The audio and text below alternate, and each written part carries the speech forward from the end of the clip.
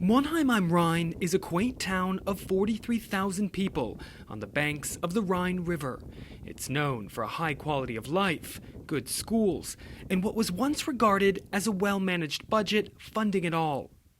But the collapse of Greensill Bank has sent shockwaves through the city.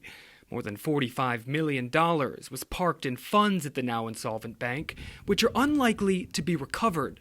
That was like an exploding bomb for us, because we didn't expect anything like this happen. After 10 years in office, Mayor Daniel Zimmerman tells us the city's finances have now become his main focus. He's learned the hard way that investments by cities like his are not protected by bankruptcy protection schemes. We thought that there would be no risk. Now we know better. I'm now asking myself whether it was a good idea to choose this bank for the public money. The appeal of Greensill Capital is understandable. Investors were promised a return of their full investment plus interest, a rarity at other European banks that now have so-called negative interest rates, which charge fees on money saved for later.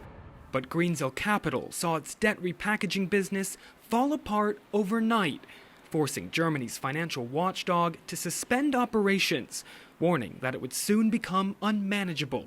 At least 50 other municipalities across Germany are believed to have invested a total of at least $600 million with the bank. It's a repeating error that you look for high interest rates for your deposits, and then it turns out later on that the bank which pays the highest interest rate is the bank which needed the money the most.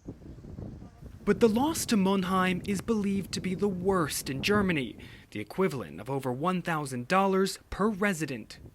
At the moment, Monheim is investing more than the tax revenue it's actually taking in. Construction projects are all over the city.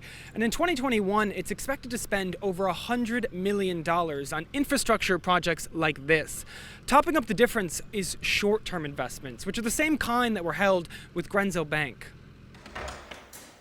In emergency city council meetings, officials have said that the loss hurts, but promise that it's unlikely to affect residents directly because the money was part of a rainy day fund.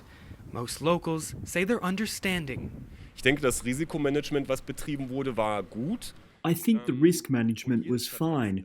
Every city has to do this with the money when it splits it up. You have to take different risks when you diversify, and you can't just keep it with one bank or one institute. In the meantime, Monheim and dozens of other German towns are taking a closer look at what remains in their portfolios. Ryan Thompson, CGTN, Monheim, Germany.